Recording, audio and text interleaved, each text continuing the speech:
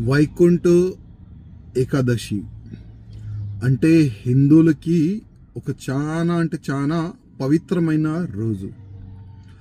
ఆ వైకుంఠ ఏకాదశి రోజు చాలా వరకు హిందూ భక్తులు తిరుపతి వెళ్ళాలి. ఆ వైకుంఠ ఏకాదశి రోజు ఆ దేవుడిది వెంకటేశ్వర స్వామి దర్శనం చేసుకోవాలని చాలా మంది అనుకుంటారు. ప్రతి సంవత్సరము చాలా వైభవంగా కార్యక్రమం జరుగుతుంది. దర్శనం కూడా లాక్స్ ఆఫ్ భక్తులు దర్శనం చేసుకుంటారు.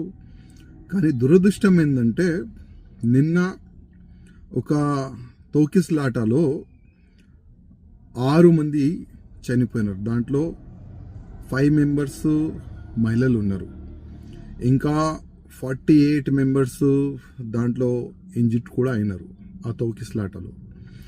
అంటే ఇది ఎవరు తప్పు ఏంది, దానికి ఒక డీప్గా ఎంక్వైరీ జరపాలని నేను ఆంధ్రప్రదేశ్ ముఖ్యమంత్రి గారికి కోరుతున్నాను. అదేవిధంగా ఇవాళ వీడియోలో మనం చూస్తున్నాము, మీడియా పరంగానే మనకు తెలుస్తుంది అసలు ఎవరు తప్పు ఉందని.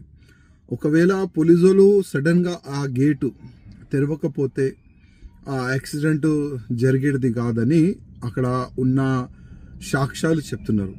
అసలు ఇది వాస్తవమేనా, అసలు ఎవరు తప్పు ఉంది అని కొద్దిగా డీప్గా ఎంక్వైరీ చేయాలని నేను మా నాయుడు ముఖ్యమంత్రి గారికి రిక్వెస్ట్ చేస్తున్నాను. అదేవిధంగా 6 చనిపోయినారు.